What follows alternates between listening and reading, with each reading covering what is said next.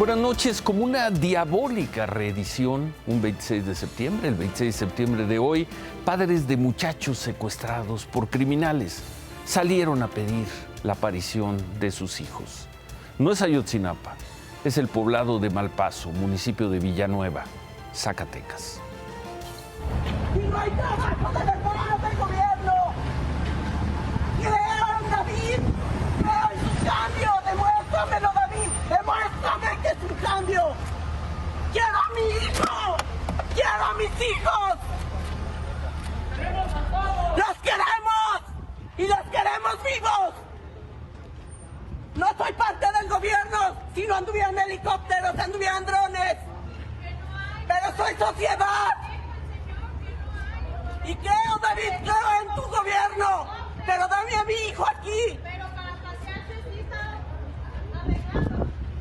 Cuando anduvimos en tu campaña, nos dabas la cara. No es tu campaña y te escondes. Ya no más quedaste como gobernador. Quiero a mi hijo. Quiero a los niños. Y David Monreal, tú sabes que tú trajiste la delincuencia aquí. Buscándolo entre los cerros. David Monreal trajo la delincuencia. Ya estuvo bueno. 7 jóvenes desaparecidos. Los familiares bloquearon por 9 horas la carretera de Malpaso a la altura de la Unidad de Seguridad Regional, a espaldas del rancho El Potrerito, donde el domingo un grupo armado sacó a estos jóvenes de un rancho y se los llevó. Los padres aceptaron retirarse para reunirse con autoridades de la Fiscalía de Desaparecidos. Ellos son los adolescentes: Óscar Ernesto Rojas, 15 años, Diego Rodríguez, 17, Héctor Alejandro Saucedo, 17, Jorge Alberto Ocón, 14, Sergio Giovanni Acevedo, Gumaro Santa Cruz y Jesús Manuel, de 18 años. En la reunión que tuvieron con los padres de los desaparecidos, la Fiscalía de Zacatecas informó que desde ayer están con un operativo de búsqueda, 300 soldados, guardias nacionales, policías estatales.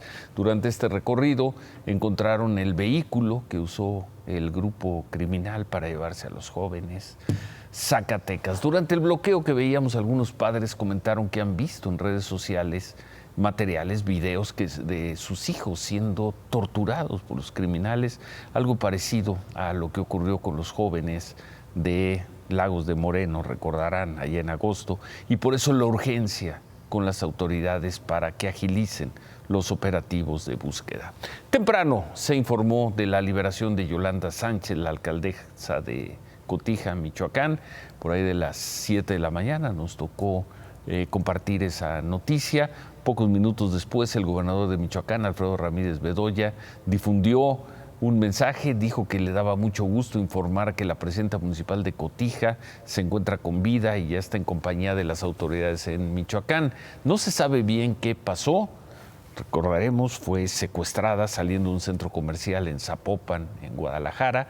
Luego dijo que tomó un autobús, que pudo comunicarse con las autoridades, que la recogieron en el municipio de Villamarra, 40 kilómetros de Cotija, por ahí de las 6 de la mañana. Ya en Cotija grabó este video. Les hago el siguiente comunicado para informarles que desde hoy en la mañana, gracias a Dios, ya me encuentro en casa, ya me encuentro con mi familia. Ya me encuentro aquí en el ayuntamiento, me encuentro en el cabildo en este momento. Disculpen si no tengo los datos frescos, pero apenas estoy intentando procesar esta situación que es muy, de verdad, es muy compleja, así que les pido una disculpa. Agradezco a mi familia, a mis hijos que en realidad están con el corazón roto, con el corazón destrozado, pero gracias a Dios con un buen final. Y fue lo que quiso decir: se respeta, es una víctima. Dio por ahí un par de entrevistas en la tarde donde dijo que no la habían maltratado físicamente, pero que quienes se la llevaron, que ya la habían amenazado, ella no sabe quiénes son. En fin, eso es lo que ha querido informar.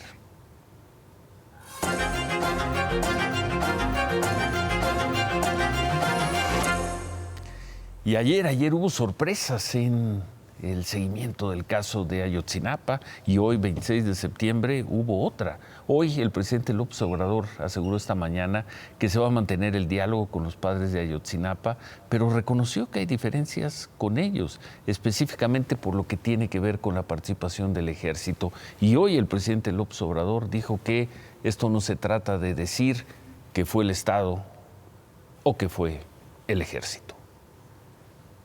No es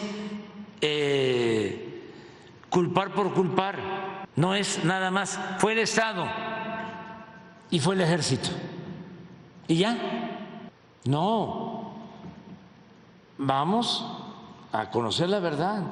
El abogado salió a decir de que lo que se le dijo aquí fue algo muy similar a la llamada verdad histórica. Creo que exageró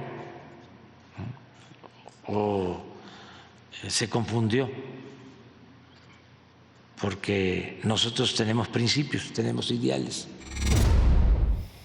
No se trata de decir que fue el Estado o que fue el ejército. El presidente anunció que como ayer los padres de los normalistas no quisieron recibir el informe que elaboró la Secretaría de Defensa, entonces el gobierno lo iba a publicar en la página de la presidencia. Ya se ocurrió. A mediodía se difundieron una serie de documentos, entre ellos el informe titulado Caso Ayotzinapa, narrativa de hechos, elaborado por el gobierno federal. También se divulgó la carta que el secretario de Defensa Nacional, Luis Crescencio Sandoval, le mandó al presidente López Obrador. 9 años después, la versión de los hechos de este gobierno federal se resume en 34 cuartillas. La investigación realizada por la Comisión de la Verdad y Acceso a la Justicia para el caso Ayotzinapa, a cargo de Alejandro Encinas, establece que sí existían vínculos entre autoridades federales y Guerreros Unidos. Al momento de la desaparición de los estudiantes, esa organización criminal mantenía un importante nivel de penetración y cooptación de las autoridades encargadas de la seguridad pública y el combate al narcotráfico en la región, dice el informe. ¿Con quiénes en concreto? Con el entonces coronel José Rodríguez Pérez, comandante del 27 Batallón de Infantería con sede en Iguala, el entonces coronel Rafael Hernández Nieto, comandante del 41 Batallón, y el capitán José Martínez Crespo. ¿Cómo se establecieron tales vínculos? Principalmente por informes de la Agencia Antidrogas de Estados Unidos, la DEA, y algunas declaraciones de criminales que fueron brindadas en procesos judiciales en Estados Unidos, muy lejos de Iguala. Según esos testimonios, los militares recibían dinero de Guerreros Unidos, proveían armas, municiones y hasta protección. Pero el informe no establece circunstancias de modo, tiempo y lugar. Agrega el documento: esta red fue un factor que facilitó y perpetró la desaparición forzada de los 43 normalistas. También habla de policías federales vinculados, pero no determina el número, cargo e identidad de los funcionarios. El informe insiste en 3 causales de la desaparición de los estudiantes, discutidas ya en otros momentos, incluso en la llamada verdad histórica. La primera, confusión de los Guerreros Unidos sobre la presunta infiltración del cártel de los Rojos entre los estudiantes de Ayotzinapa. Segunda, la intención de dar un escarmiento a los estudiantes en un contexto de amenazas de parte del entonces alcalde José Luis Abarca y Guerreros Unidos. Y la tercera, el trasiego de drogas y la eventual presencia de droga, armas o dinero en alguno de los autobuses tomados.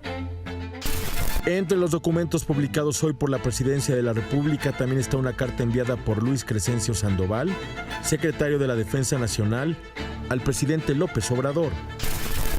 Fechada el día de ayer, el general Crescencio Sandoval informa que el ejército ha entregado toda la información a su disposición relacionada con el caso y propone que se investigue más al líder de Guerreros Unidos, Gildardo López Astudillo, el Cabo Gil. Dice la carta: uno de los principales autores materiales en la desaparición de los normalistas, tal como se desprende de los chats proporcionados por la DEA. Esta es la mención del secretario de la Defensa Nacional al Cabo Gil asesino confeso protagonista de La Verdad Histórica, que fue liberado hace 4 años por falta de pruebas. Así el septiembre de 2014, explicado en septiembre del 2023. Y así las palabras del secretario de la Defensa: investiguen más al líder de los Guerreros Unidos, que ha sido un testigo clave para que haya militares hoy en la cárcel por el hecho de Ayotzinapa. Las 3 causales que habrían llevado a la desaparición y asesinato de los estudiantes son esencialmente las que se manejaron desde 2014, 2015, y luego hoy se informa que buena parte de la información novedosa en estos años la suministró la DEA, a quien el propio presidente López Obrador ha descalificado en tantas ocasiones, y la suministraron los criminales confesos. Por la tarde, para conmemorar los 9 años, hubo una marcha del Ángel de la Independencia al Zócalo. Fueron 5,000 personas, de acuerdo con el gobierno de la Ciudad de México. Ahí estuvo Miriam Moreno. ¿Qué tal, Ciro? Hoy se registró quizá una de las marchas más numerosas de estos 9 años, encabezada por los padres de los 43 normalistas desaparecidos en la llamada Noche de Iguala. Una marcha que llegó hasta este Zócalo capitalino después de 2 horas de haber salido del Ángel de la Independencia, y que venía acompañada de estudiantes de diferentes escuelas rurales normales del país, así como de sindicatos y organizaciones civiles. Ellos marcharon con ese sentimiento de enojo que se vio obviamente reflejado en los discursos aquí en la plancha del Zócalo, y están muy enojados por este informe o relatoría de hechos que les presentaron el día de hoy. No aceptan esta versión del gobierno, pero vamos a escuchar cuál fue el tenor de los discursos. Pensábamos que iba a ser diferente, pensábamos que tenemos una luz de esperanza, y desgraciadamente no fue así. Ellos tratan de dar una verdad, una segunda verdad histórica, en la cual no estamos de acuerdo. Hoy la investigación se encuentra estancada por la responsabilidad de este gobierno, porque este gobierno, lejos de ponerse del lado de las víctimas, se ha colocado del lado de las instituciones, particularmente del Ejército Mexicano. Y lamentamos que la postura del presidente sea primero ponerse enfrente de esa institución. Nosotros no vamos a someternos a un gobierno o presidente autoritario. No estamos para caer en su juego.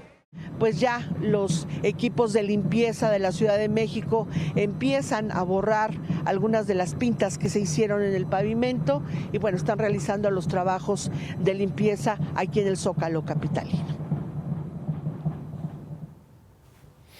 Bueno, a pesar de que varios establecimientos comerciales pusieron vallas, hubo algunos incidentes de vandalismo, no necesariamente de la gente de Ayotzinapa. La Cámara Nacional, sino de estos grupos que aparecen cada tanto en las manifestaciones. La Cámara de Comercio, Servicios y Turismo de la Ciudad de México, la Concanaco, confirmó en Imagen Noticias que los daños ocasionados en esta marcha suman casi 50 millones de pesos, tanto por daños materiales como por ventas que no se hicieron. Resultaron afectados, según estas cifras preliminares, poco más de 7,500 negocios, desde los micros hasta las grandes empresas. Uno de los negocios más vandalizados fue el restaurante Sonora Grill, el que está en Paseo de la Reforma y Avenida República. Ahí rompieron la fachada, interiores, candiles, barras, equipo de cocina. Los clientes salieron como pudieron, sin pagar. ¿Dónde está la autoridad? Las pérdidas que calcula Sonora Grill van de los 3 a los 4 millones de pesos. Sobre el tema de Ayotzinapa, la juez séptimo de distrito en materia administrativa de la Ciudad de México concedió una suspensión provisional a Tomás Herón, el exdirector de la Agencia de Investigación Criminal, que está en Israel. Le ordenó al gobierno federal, particularmente al subsecretario Alejandro Encinas, que deje de señalar a Cerón como torturador y como autor de la llamada verdad histórica. El fiscal general de Estados Unidos y la directora de la DEA, ya hablábamos de la DEA, se reunieron con familiares de personas que murieron por sobredosis de fentanilo. El fiscal, Merrick Garland, dijo que es una epidemia y culpó a los cárteles mexicanos, mientras que la directora de la DEA, Ann Milgram, mandó este mensaje. The two criminal cartels, the Sinaloa cartel and the Jalisco cartel, they are responsible for the devastation we are facing. 110,757 Americans lost their lives in 2022. And we simply cannot accept a single loss of life. We can't accept that. No one will rest until we have defeated the two cartels that pose the greatest threat. La DEA.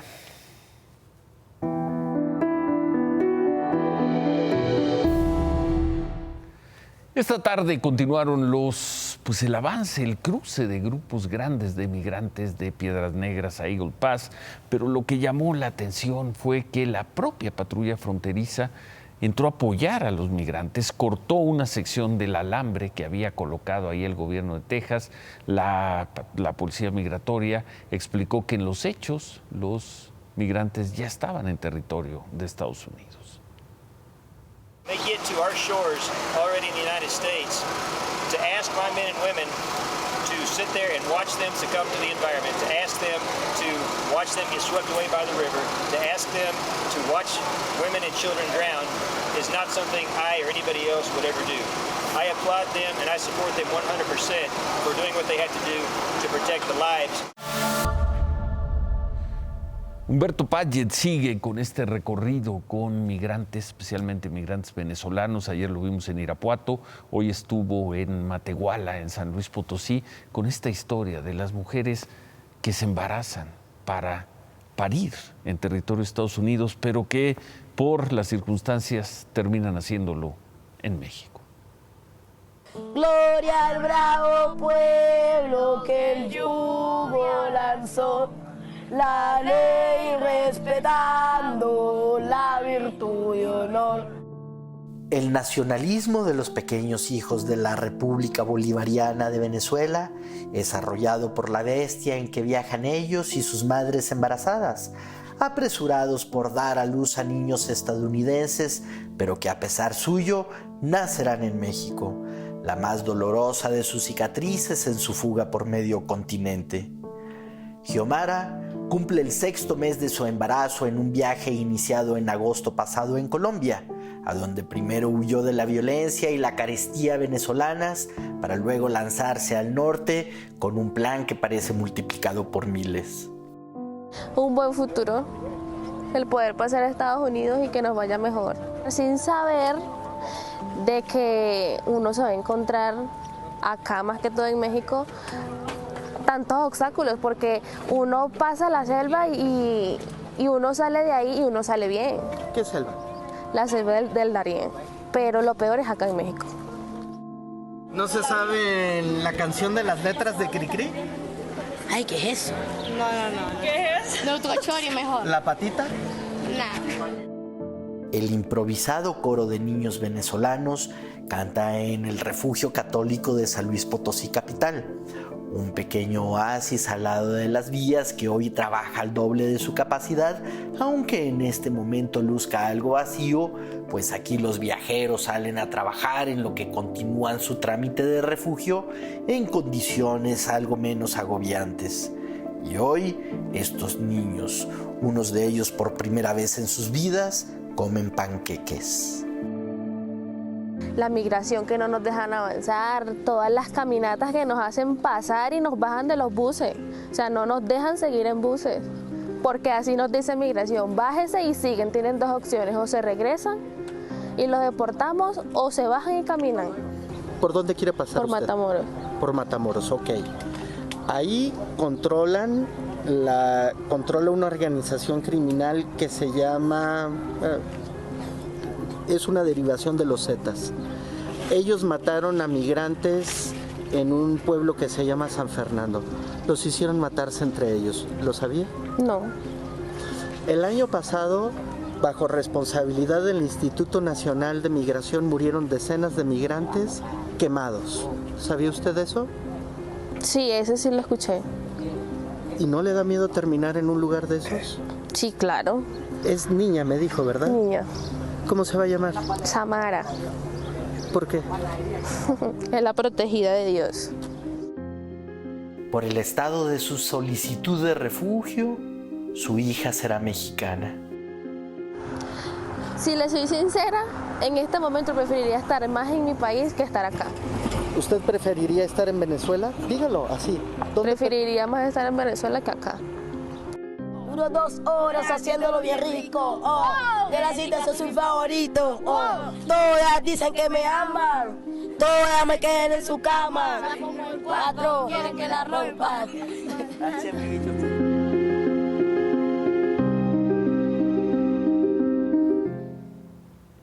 Ahí están las imágenes, las historias, los testimonios. La migración de venezolanos a Estados Unidos es la que más ha crecido en los últimos meses. La ONU advierte que la mayoría son familias, como vimos, con hijos o con mujeres embarazadas.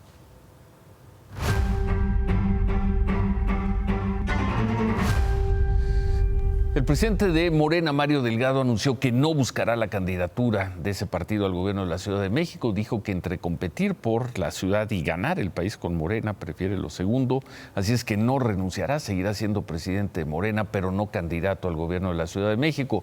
Quien sí renunció, pero su partido, el PRI, fue el senador Jorge Carlos Ramírez Marín. Le mandó una carta al líder del PRI, Alejandro Moreno, para anunciarle que se suma pues a la bancada oficial, a la del Partido Verde y muy probablemente a la de Morena, partido con el que va a buscar ser candidato al gobierno de Yucatán. En la carta, Ramírez Marín expresó textual: una alianza con el PAN hace al PRI cómplice de una política rapaz, de una estrategia que prolonga el deterioro en Yucatán. El virtual aspirante de la alianza PRI-PAN-PRD para Yucatán es el alcalde panista de Mérida, Renán Barrera. Le llegaron críticas a Ramírez Marín, entre ellas la del coordinador de los diputados del PRI, Rubén Moreira. Le mandó un mensaje en sus redes sociales, le dijo: 5 plurinominales y un montón de cargos públicos. Carlos, solo hubieras dicho adiós, nadie compra tus argumentos, ahora entendemos tu ausencia. Y es que ayer la comisión bicameral que evalúa las Fuerzas Armadas aprobó el informe del primer semestre. PRI, PAN y PRD votaron en contra, pero les faltó el voto de Ramírez Marín. Hoy compareció en el Senado el secretario de Hacienda, Rogelio Ramírez de la O. Durante su intervención en tribuna, Xóchitl Gálvez le hizo esta reclamación. Hoy Pemex es la petrolera más endeudada del mundo y la ineptitud con la que la han manejado es una ineptitud criminal, porque nos ha costado miles de millones de pesos a todas y a todos los mexicanos. Dinero que se ha ido literalmente a la basura y que pudo servir para mejorar la seguridad de los municipios, la educación y la salud. Quien, por otra parte, también habló del tema de petróleos, gasolinas, fue Claudia Sheinbaum. Anunció que esta semana va a estar compartiendo en redes sociales videos sobre temas económicos. Hoy difundió este. El precio de la gasolina con el presidente López Obrador disminuyó en términos reales en 7.2%. Esto es gracias a que cada vez se importan menos gasolinas. El año pasado, cuando aumentó mucho el precio del petróleo en el mundo por la guerra en Ucrania, el presidente destinó muchos recursos para que no aumentara el precio de las gasolinas y el diésel. De otra forma, la inflación se hubiera ido al cielo. Por ello, con la Cuarta Transformación no hay ni habrá gasolinazos. La Cuarta Transformación protege la economía de las familias.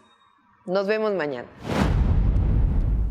Marcelo Ebrard presentó un recurso ante el Tribunal Electoral para que le ordene a la Comisión Nacional de Honestidad y Justicia de Morena que admita la demanda de anular. Presentó contra el proceso interno para elegir al aspirante presidencial. En este recurso, Marcelo Ebrard asegura que la Comisión de Morena no ha respondido a la impugnación que presentó y el reglamento estableció un plazo de 5 días. Este recurso fue turnado al propio magistrado presidente del Tribunal, Reyes Rodríguez. Sobre el caso de la muerte de Montserrat, hoy se informó de la joven Montserrat que los policías de la Ciudad de México y paramédicos del ERUM que acudieron primero ante el reporte de su muerte fueron suspendidos. El área de asuntos internos de la policía investigará si cumplieron el protocolo y si hubo alguna conducta delictiva al no reportar indicios de violencia contra la joven. Esta investigación será enviada a la Fiscalía de Justicia de la Ciudad de México.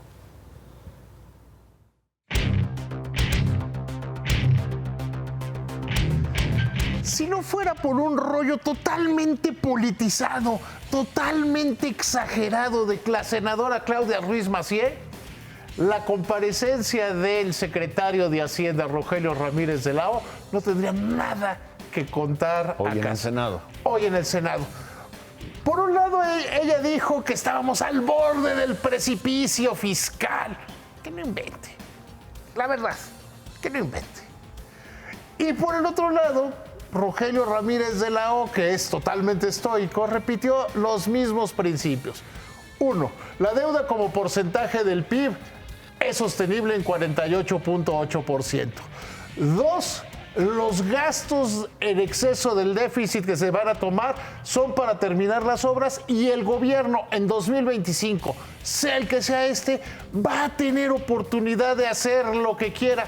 Gracias, diría el equipo de Claudia Sheinbaum o de Xochitl Gálvez. Pero es lo mismo, no pasó absolutamente nada. Sí es un presupuesto que le cierra mucho los espacios al gobierno, al próximo gobierno, pero pues ya será problema del próximo gobierno y nada que decir de esa comparecencia. Bien, entonces, en general. Bien. Dejémoslo así. Bueno, entonces, remátala, David. Y está tan mal la situación de Pemex que ya está pensando en dejarle de regalar petróleo a los cubanos y cobrarles, aunque sea poquito.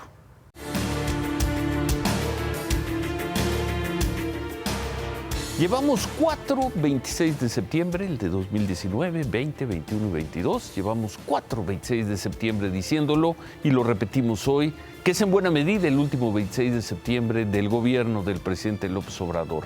Nada alteró la esencia del informe presentado en 2014 y 2015 por el entonces procurador Jesús Murillo Caram.